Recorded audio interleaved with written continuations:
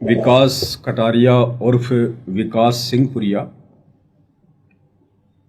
हमारे गुरु भाई हैं।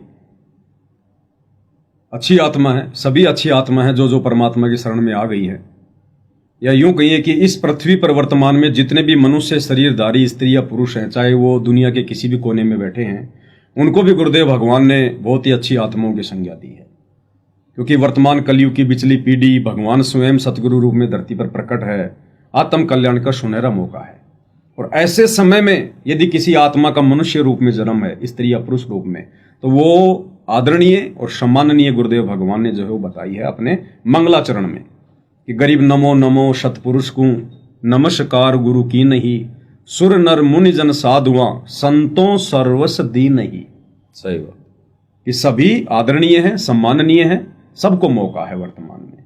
लेकिन ये तो अलग बात है कि सकल पदार्थ है जग माही और भाग बिना नर पावत नाही। इस परमेश्वर को जानना, पहचानना, इसकी शरण में आकर भक्ति का लाभ उठाना, ये सबके भाग्य में नहीं होता है। तो विकास सिंहपुरिया जी अच्छी आत्मा है निसंदेह, और हमने तो वैसे भी किसी से द्वेष नहीं करना है। ये परमात्मा के विधान में भी नहीं है कि एक शत्रु एक मित्र है, भूल पड़ी रे प्राण, यम की नगरी जाएगा शब्द हमारा मान।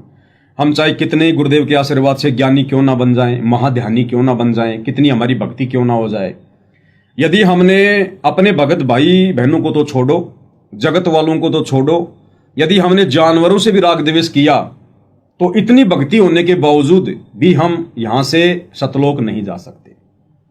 तो हमारे मन में, हमारे दिल में सतलोक आश्रम से जुड़े भाई बहनों के प्रति या सतलोक आश्रम के जो मुख्य व्यक्ति हैं, किसी के प्रति कोई राग द्वेष नहीं है, ना आ सकता है। लेकिन जब बात आती है ज्ञान और अज्ञान की, तो फिर बोलना हमारा दायित्व बन जाता है ज्ञान आधार से। क्योंकि जिस पाखंड और अज्ञान को समाप्त करने के लिए पूज्य गुरुदेव भगवान सन 1994 से जो अकल्पनीय संघर्ष दिन रात कर रहे हैं, वर्तमान में भी 11 वर्षों से हिसार जेल में हैं। ऐसे में यदि उनके भगत होकर उनके मार्ग में कोई अज्ञान फैलाएगा, पाखंड फैलाएगा, तो फिर एक शिष्य का धर्म बनता है उसके ऊपर बोलना, टीका टिप्पणी करना। दूसरी बात, परमेश्वर जी अपनी एक वाणी में कहते हैं कि तत्व भेद एक न्यारा रे साधु भाई, तत्व भेद एक न्यारा। एक होता है तत्व ज्ञान जो गुरुदेव ने हम सबको दे दिया, एक होता तत्व भेद यानी उस तत्व ज्ञान का भी सार, निष्कर्ष।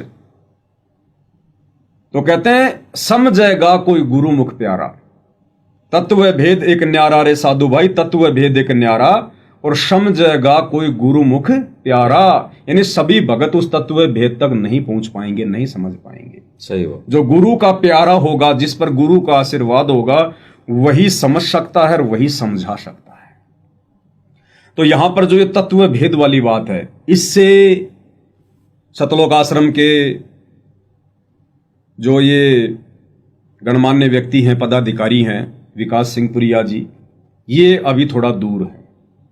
तत्व ज्ञान तो हो गया, गुरुदेव के मुख से कथाएं सुनकर, सृष्टि रचना सुनकर, उनके सत्संग सुनकर, ये ज्ञान तो कोई भी भगत दे देगा।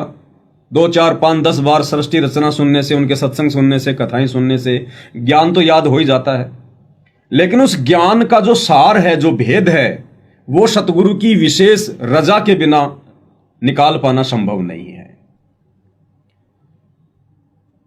तो विकास सिंहपुरिया जी ने जो 5-7 मिनट का वीडियो आज वायरल किया है, विशेषकर मुझ पवन दास को संबोधित करके, कि ये वीडियो मेरा जो है गुरुद्रोही पवन दास के लिए है, तो मैं भाई का हाथ जोड़कर धन्यवाद करूंगा कि कम से कम किसी व्यक्ति ने तो आज 10 साल बाद भक्तों वाली बात की है। आज से पहले तो अज्ञानियों वाली बातें हो रही थी, ज्ञान का जवाब ज्ञान से तो दिया ही नहीं जा रहा था, या तो गालियों से, या धमकियों से, या फिर मार पिटाई से। तो आज पहले व्यक्ति मुझे दिखाई दिए जिन्होंने ज्ञान का जवाब ज्ञान से देने का प्रयास किया है। हालांकि अभी ये परफेक्ट नहीं है, लेकिन इन्होंने अच्छी शुरुआत की है। कोई बात नहीं, परमात्मा फिर दया करेंगे, हमारे माध्यम से उसका विश्लेषण करवा देंगे। तो कम से कम इन्होंने शुरुआत तो की, अच्छी बात है। तो विकास सिंहपुरिया जी ने अपने 5-7 मिनट के वीडियो में विशेषकर एक ही चीज को आधार बनाया है, और वो है परशुराम को भगवान साबित करने की कुचेष्टा। और बार बार ये गुरुदेव भगवान का रेफरेंस दे रहे हैं। उनकी एक पवित्र पुस्तक है गीता तेरा ज्ञान अमृत।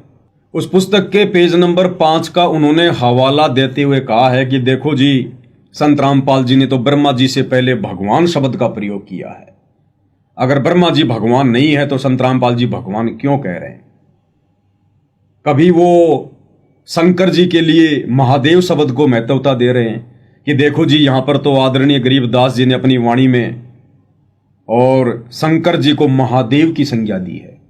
हालांकि इस विषय पर शुरुआत में मैं आपको काफी कुछ बोल चुका हूं कि संत रामपाल जी ये इस प्रकार के शब्द इन देवी देवताओं के लिए भगवान महादेव क्यों यूज करते हैं, वो मैं आपको जानकारी पहले दे चुका हूं। तो इनके कहने का मतलब है कि संत रामपाल जी ने कह रखा है इनको भगवान, इनको देवात्मा कहा संत रामपाल जी ने परशुराम जी को। ये पवन दास कैसे मना कर रहा है? तो कजोड़ जी वही बात है, तत्व भेद एक न्यारा रे साधु भाई, तत्व भेद एक न्यारा, और समझेगा कोई गुरुमुख प्यारा। तो एक छोटा सा सत्संग मैं आपको पूज्य गुरुदेव जी का सुनाऊंगा। जिस प्रकार से विकास सिंह पुरिया जी कह रहे हैं कि गुरु जी कह रहे हैं, गुरु जी कह रहे हैं। अरे गुरु की किन बातों को आपने अध्यात्म में लेना है? गुरु किन बातों को किस दृष्टिकोण से कह रहा है?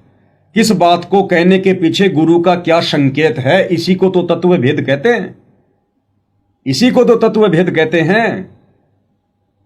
अब विकास सिंह पुरिया जी की हालत तो वैसी है जैसा कुछ बच्चे आपस में खेल रहे हैं। 2-4 बच्चों के हाथों में मिठाई, वो मिठाई खा रहे हैं, एक बच्चे के हाथ में मिठाई नहीं है, और वो बच्चे कह रहे हैं कि तुम्हारे घर पर मिठाई नहीं है, तुम्हारे घर पर मिठाई नहीं है। और वो बच्चा कह रहा है हमारे घर पर मिठाई। वो कह रहे हैं नहीं नहीं, तुम्हारे घर पर मिठाई नहीं है। अब वो बच्चा उनको ये बात समझाने के लिए, बताने के लिए घर पर जाता है और अपने पिताजी की फोटो को हाथ में लेता है और उन बच्चों को उनके पास में आकर कहता कि देखो, तुम कह रहे थे कि हमारे घर में मिठाई नहीं है, ये देखो। पिताजी की फोटो को आगे करके कहता कि ये देखो मेरे पिताजी, इनका नाम है मीठालाल जी। क्या नाम है? मीठालाल जी। तुम कैसे कह रहे हो कि हमारे घर में मिठाई नहीं है, हमारे घर में मीठा नहीं है, ये देखो मीठालाल जी। क्या वो फोटो मिठाई हो सकती है? वो तो एक मन बहलाने वाली सी बात हो गई, अपनी बात को ऊपर रखने वाली बात हो गई। सही बात। तो विकास सिंह पुरिया जी वर्तमान में आध्यात्मिक क्षेत्र में इस स्तर पर खड़े हैं। अज्ञान को ज्ञान साबित करने की कुछ चेष्टा कर रहे हैं। यदि आज गुरुदेव के आशीर्वाद से यह वीडियो ना बने तो कितने भगत भाई बहन विकास सिंह पुरिया जैसे भक्तों को परम भगत मानकर, ज्ञानी भगत मानकर, उनके इन विचारों को सुनकर जो अभी हम सुनने जा रहे हैं, भ्रमित हो सकते हैं। तो ये कह रहे हैं कि गुरुदेव ने कहा, गुरुदेव ने कहा। अब तत्व भेद ये कहता है कि अपने गुरुदेव की हर बात को जो का त्यों स्वीकार करना उचित नहीं है। आपको उदाहरण देता हूं छोटा सा गुरुदेव के मुख कमल से। पूज्य गुरुदेव ने अपने एक सत्संग में कहा है कि एक बार एक किसान था, उसके घर में काफी वर्षों बाद में बेटा हुआ।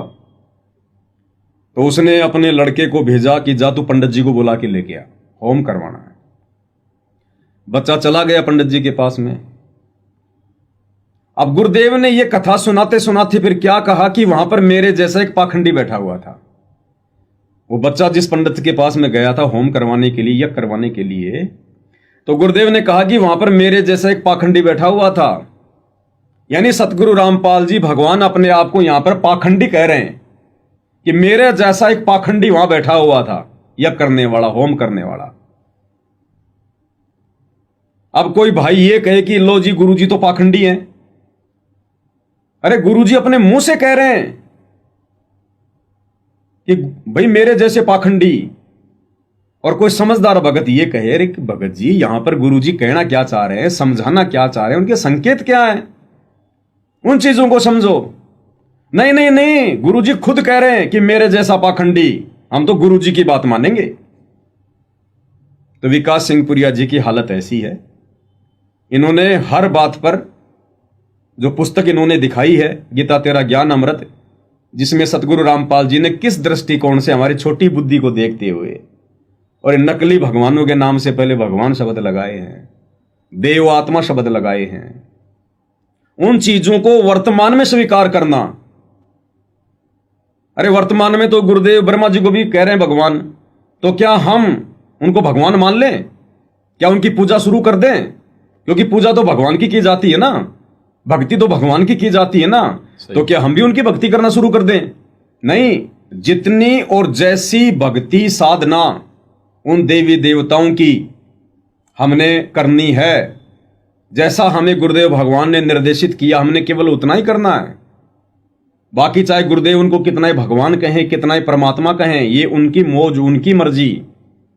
हमें केवल उतना ही करना है जितना गुरुदेव ने हमें मार्ग दर्शन दिया है।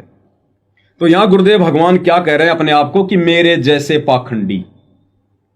एक बार गुरुदेव के मुख कमल से आपको थोड़ा सुना देते हैं। बहुत सी आपने कथाएं सुनी होंगी कि एक भगत का छोरा हो गया, लड़का हुआ, हाँ ना, एक का पिताजी मर गया, पिताजी मर गया तो श्राद्ध आया। एक भक्त वहां पहुंचा जो मेरे जैसा पाखंडी था, एक भक्त वहां पहुंचा जो मेरे जैसा पाखंडी था, एक भक्त वहां पहुंचा जो मेरे जैसा पाखंडी था। जाकर कहने लगा पंडित जी कोई हमारे पिताजी की खैर खबर दो। ने बोला भाई तेरे पिताजी ने तो गौ चाहिए सर और लागड़ हो, और वो तो बहुत तिसाया हो रहा सर, और भाई नहीं दोगे ना तो देख थारा नष्ट हो जाओगे। अब ने बोला पंडित जी, यानी पंडित माने कोई जाति विशेष से नहीं कहा। तो आपने सुने पूज्य गुरुदेव जी के वचन, उनका सत्संग, जिसमें गुरुदेव अपने आप को पाखंडी कहकर संबोधित कर रहे हैं। तो विकास सिंह पुरिया जी के अनुसार जो उस अज्ञान को ऊपर रखते हुए, अपने साथी डॉक्टर चांद राठी की बात को ऊपर रखते हुए जो कह रहे हैं कि गुरुदेव कह रहे हैं, इनको महात्मा कह रहे हैं, इनको महादेव कह रहे हैं, इनको भगवान कह रहे हैं, देवी देवताओं को, तो चांद राठी जी ने कह दिया तो क्या हो गया? अब गुरुदेव तो अपने आप को पाखंडी भी कह रहे हैं, फिर आप लोग भी गुरुदेव को पाखंडी कहो, आप भी कहिए फिर पाखंडी। भाई आप तो बिल्कुल गुरु आज्ञा में चलते हैं, गुरुमुखी हैं, जैसा गुरु कहेगा आप तो वैसा ही करोगे। तो गुरु तो यहां अपने आप को पाखंडी कह रहे हैं, तो इन्होंने भी गुरु जी को पाखंडी कहना चाहिए फिर तो। एक वाणी में तो गुरुदेव भगवान ये भी कहते हैं कि मैं कुत्ता हूं गुरुदेव का, रामपाल दास का नाम। तो क्या हम भी अपने गुरुदेव भगवान को जो है उस शब्द से संबोधित करेंगे? नहीं कर सकते ना। नहीं। तो तत्व ज्ञान और तत्व भेद में रात दिन का अंतर है। बिल्कुल। इसीलिए गुरुदेव भगवान कहते हैं कि शब्द सैन सतगुरु की पहचान है, वो पावे अटल सुहाग रे। जो अपने गुरु के द्वारा किए गए सत्संगों में छुपे हुए संकेतों को समझकर भक्ति करेगा, वही आत्मा अटल सुहाग यानी परम धाम को प्राप्त करेगी, सतलोक को। तो अब हम आगे विकास सिंह पुरिया जी के उस 5-7 मिनट के वीडियो को लेते हैं और पूज्य गुरुदेव भगवान के आशीर्वाद से हम कोशिश करेंगे कि भगत समाज को एक बहुत ही अच्छी शिक्षा मिले आज के इस वीडियो से अब आगे, क्योंकि ये ज्ञान और अज्ञान की लड़ाई है, ये कोई लात घूसों की लड़ाई नहीं है। अगर कोई अपनी तरफ से इस लड़ाई को लात घूसों की, मुकदमेबाजी की बनाना चाहे तो ये उसका अपना बुद्धि विवेक है। बाकी हम सत्सेवक भाई बहनों की तरफ से तो ये ज्ञान और अज्ञान की ही लड़ाई रहेगी। हम इसको प्यार प्रेम से, विनम्रता पूर्वक, ज्ञान आधार से, और गुरुदेव ने हमें जो ये तत्व ज्ञान रूपी जो वज्रबाण दे दिए हैं, वज्रबाण की बोऊ बाड़ी सतगुरु संत जीत है राड़ी। जो सतगुरु के भगत होंगे वो इस झगड़े को, ज्ञान और अज्ञान वाले को, उनके इस तत्व ज्ञान के आधार से ही वो जीतेंगे। तो भगत समाज को गुरुदेव के आशीर्वाद से एक बहुत अच्छी शिक्षा मिलेगी। हमारा किसी से कोई राग द्वेष नहीं है, किसी से कोई मनमुटाव नहीं है, कोई ईर्ष्या नहीं है। आज भी अगर विकास सिंह पुरिया जी या गुरुदेव के छोटे भाई महेंद्र जी या गुरुदेव का परिवार, कोई भी कोऑर्डिनेटर, भले आज वो कितने ही काल प्रेरित होकर खुद भी काल के मुंह में जा रहे हैं, संगत को भी लेकर जा रहे हैं, भक्ति विरुद्ध कुक्रम कर रहे हैं आए दिन, आज भी यदि वो हमें मिलते हैं तो हम तो उनको अपने सीने से लगाने को तैयार हैं। वे भले चाहे हमें अपना शत्रु समझ रहे हैं, लेकिन हमारे दिलो दिमाग में केवल भाई वाला ही भाव है, मित्र वाला ही भाव है, शत्रु वाला भाव बिल्कुल भी नहीं है। लेकिन जहां बात आएगी गुरुदेव के इस शत मिशन में, आध्यात्मिक मार्ग में अज्ञान या पाखंड का समावेश करने की, तो वहां पर बोलना फिर हमारे लिए लाजमी हो जाता है।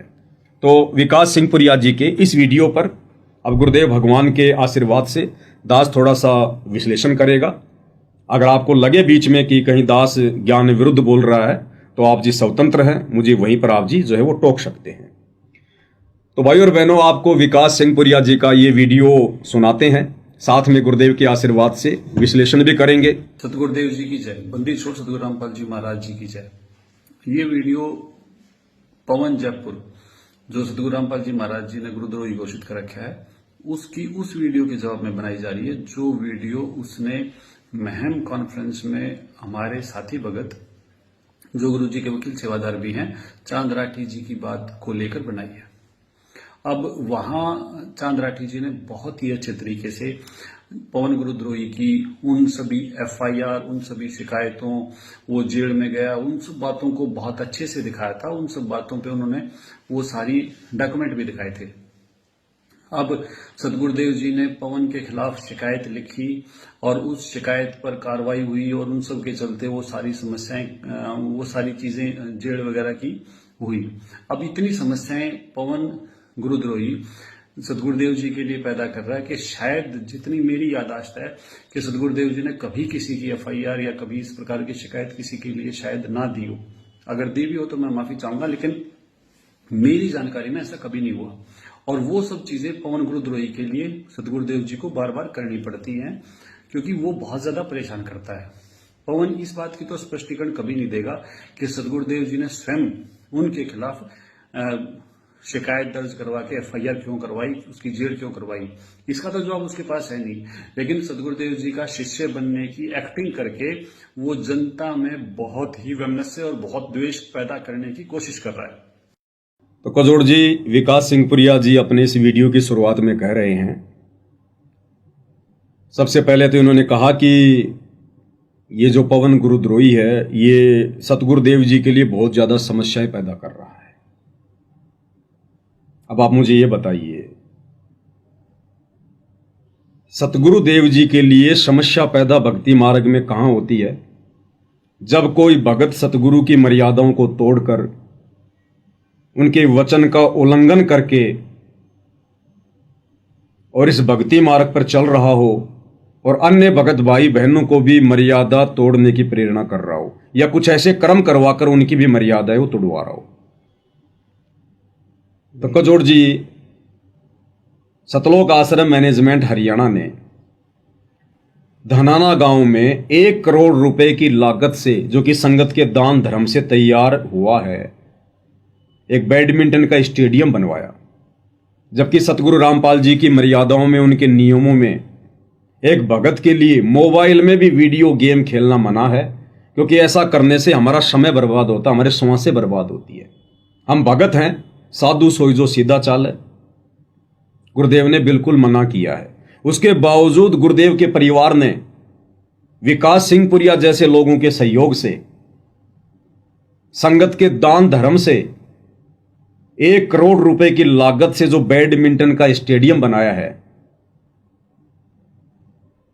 आपको नहीं लगता कि सतगुरुदेव जी के मार्ग में उनके लिए सबसे बड़ी बाधा यह है? बिल्कुल सही कह रहे हो कि जो गुरु मर्यादा है, जो गुरुदेव ने मर्यादा बता दी एक शिष्य को, एक भगत को, तो वो तोड़वाने वाला सबसे ज्यादा भक्ति मार्ग में रोड़ा है। और गुरुजी ने साफ साफ कहा भी है कि भगत ने कोई खेल नहीं खेलना, कोई गेम नहीं खेलना, खेल देखना भी नहीं है, फिल्म नहीं देखनी, ना कुछ करना। तो जो आपने कहा वो बिल्कुल सत्य है कि जो बैडमिंटन स्टेडियम बनाया गया है वो बिल्कुल सतगुरुदेव जी के ज्ञान के विरुद्ध है, और सबसे बड़ी मर्यादा तोड़वाने का उसमें अहम रोल है उस स्टेडियम का। तो सबसे ज़्यादा रोड़ा जो बन रहे हैं उस स्टेडियम को बनवाने वाले बन रहे हैं, वहीं गुरुदेव की असली मर्यादा जो है भक्ति मार्ग की वो तोड़वा रहे हैं। तो साफ बात है, साफ जाहिर सी बात है कि ये राष्ट्रीय समाज सेवा समिति मैनेजमेंट जो भाई हैं और जिसमें ये अहम भूमिका ये भी निभा रहे हैं विकास जी और चांद राठी जी, ये सभी के सभी जो अहम भूमिका निभा रहे हैं वो बिल्कुल सतगुरुदेव जी की मर्यादा तोड़वाने की निभा रहे हैं। और इसके आधार से भाई जो गुरु मर्यादा तोड़वाए वो सबसे पहले गुरुद्रोही होता है इस मार्ग में। बिल्कुल, तो बिल्कुल आपकी बात सही है, इसमें कोई मैनमिक नहीं है। दूसरी बात, सतगुरु रामपाल जी का राजनीति से 36 का आंकड़ा है। बिल्कुल, ना उन्होंने कभी एक गंदी और घटिया राजनीति की, ना कभी अपने भक्तों को राजनीति करने की या राजनीति में जाने की या राजनेताओं का सपोर्ट करने की कभी उन्होंने सलाह नहीं दी। 2014 में बरवाला कांड हुआ, 2019 में सतलोक आश्रम मैनेजमेंट हरियाणा ने पूरे भारत में एक ये अभियान चलाया कि हमने कांग्रेस का सपोर्ट करना है, कांग्रेस को वोट डालना है और हमने बीजेपी को जड़ से उखाड़ कर फेंकना है। पूरी संगत को इन्होंने गुरुदेव का आदेश बताकर पीले पर्चे निकालकर ऑडियो वाडियो जैसे भी अपनी वायरल की। इन्होंने संगत की खूब मर्यादा तोड़वाई, समय का दुरुपयोग करवाया, धन का दुरुपयोग करवाया। बदकिस्मती से बीजेपी जीत गई। अगर गुरु का यह आदेश था तो फिर कांग्रेस क्यों नहीं जीती?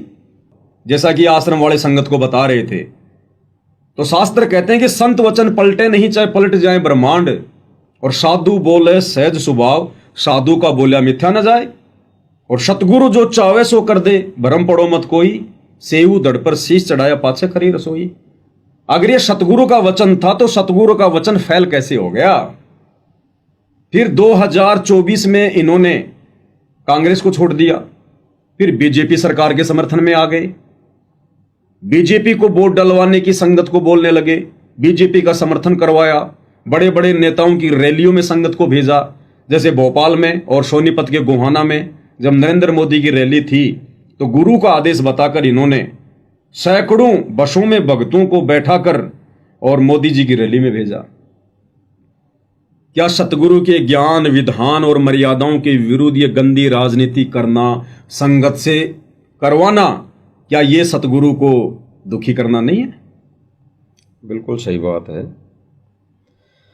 और सत्य है कि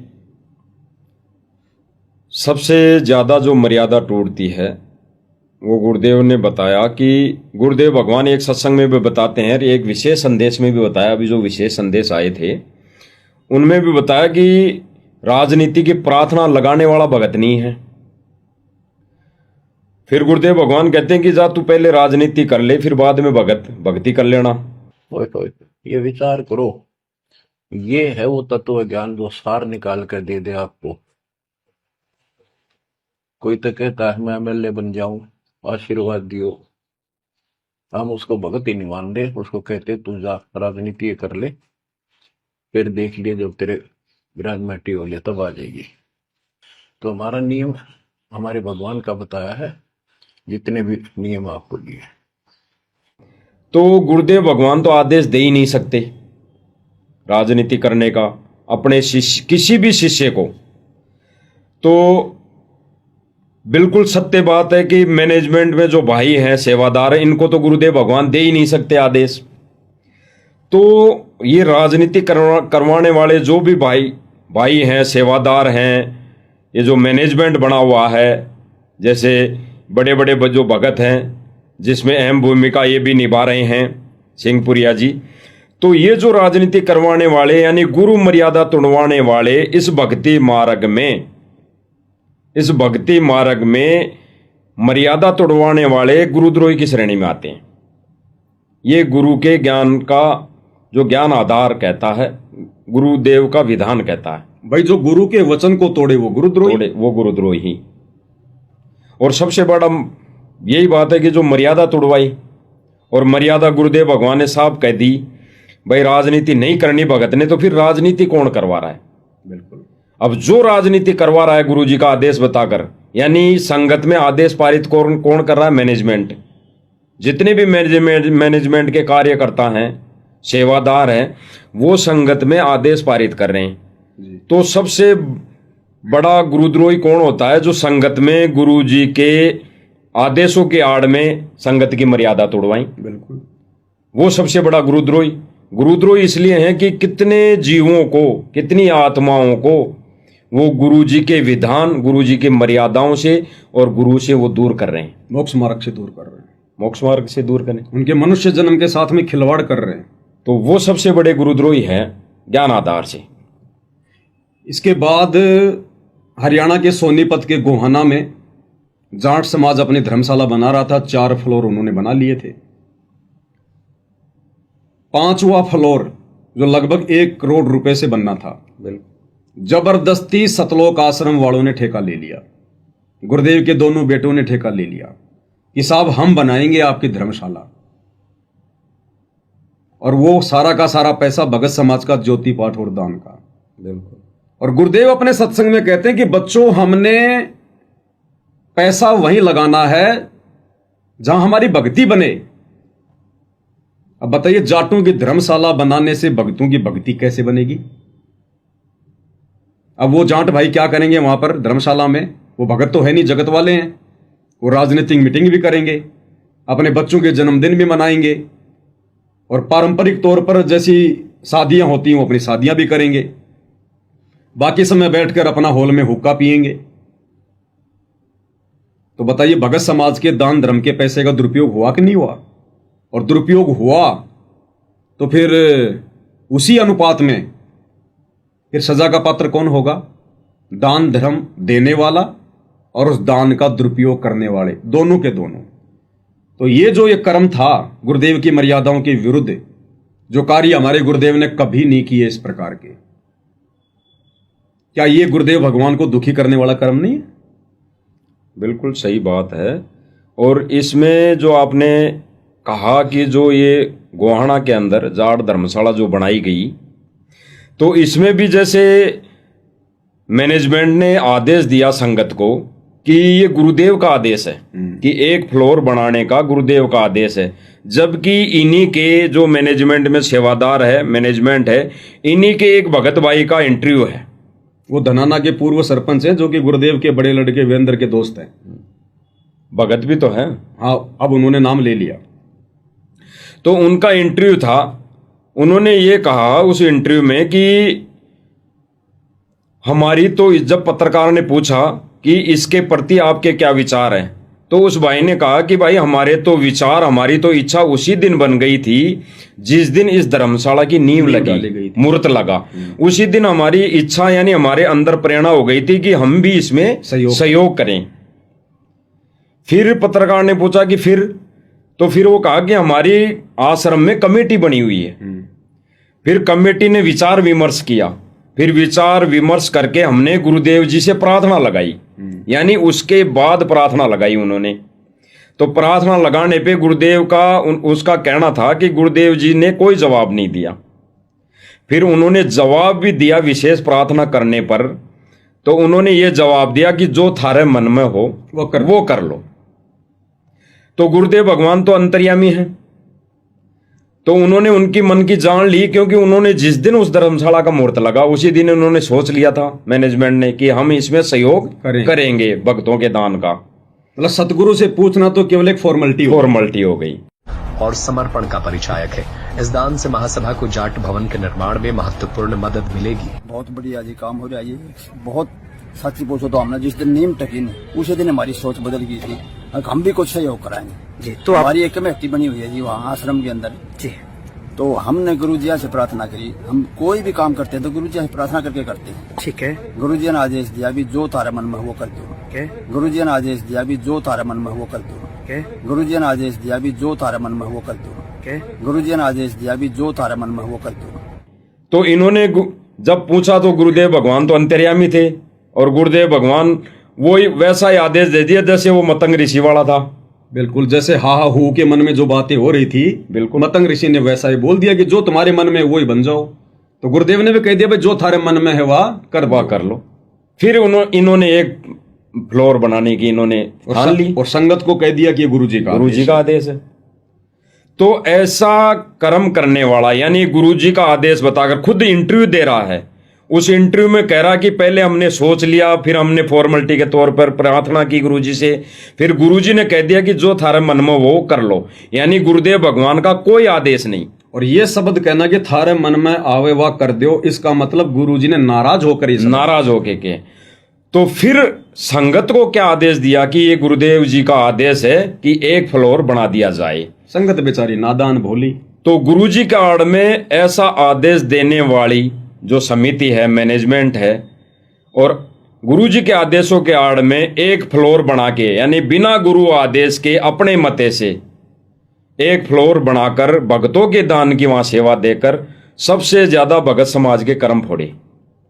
और ऐसा कर्म करने वाला सबसे बड़ा गुरुद्रोही की श्रेणी में है। बिल्कुल।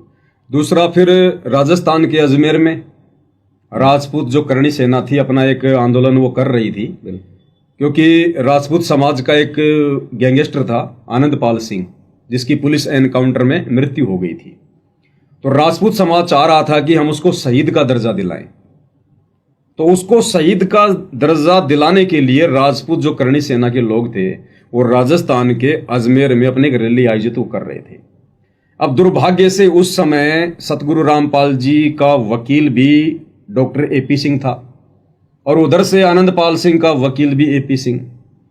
और आनंदपाल सिंह के वकील एपी सिंह ने सतलोक आश्रम मैनेजमेंट हरियाणा वालों के साथ में राजपूत करणी सेना वालों की साठगांठ करवा दी कि तुम इनका साथ दो, ये तुम्हारा साथ देंगे।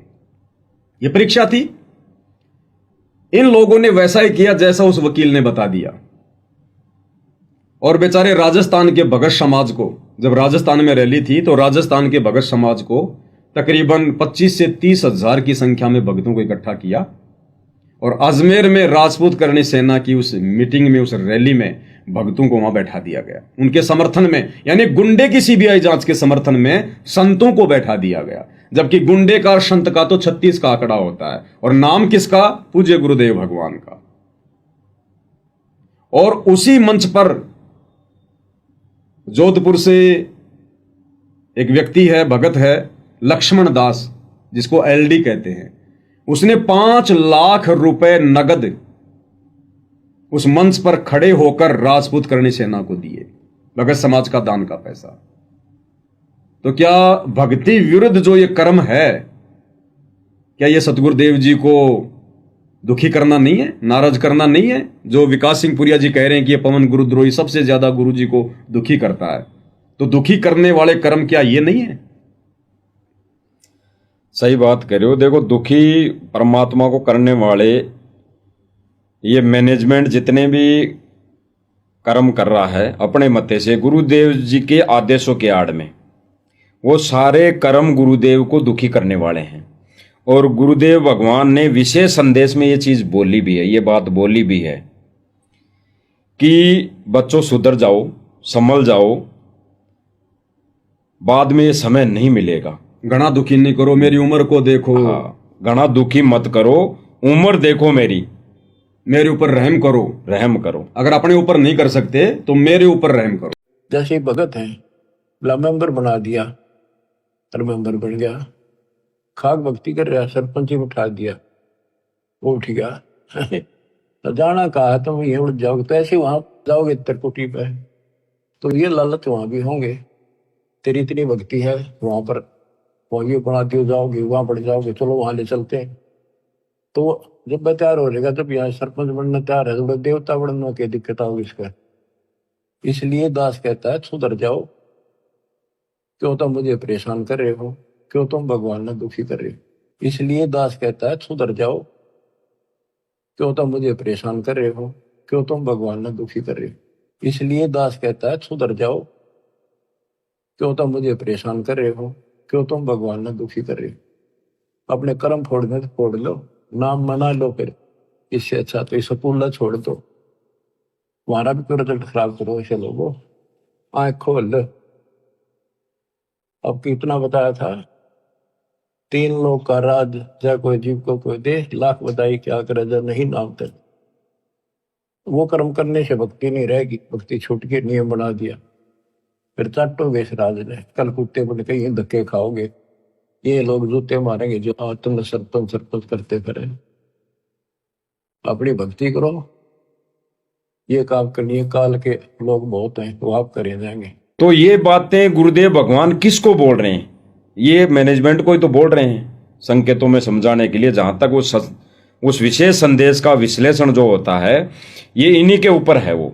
क्योंकि उस समय ये सत्संग सुनने नामदान सेंटरों पर आश्रम वाले ही जाया करते थे, आश्रम वाले जाया करते थे, और है भी इनके लिए। बिल्कुल, क्योंकि कुछ बातें इनके प्रार्थना पे अगर सत्सेवकों के लिए बोली भी गई तो इनकी प्रार्थना पे बोली गई है। बिल्कुल, बिल्कुल। बाकी तो गुरुदेव भगवान ने हर चीज जो बोली है वो इनके लिए बोली है, और अभी भी इनके लिए बोल रहे हैं।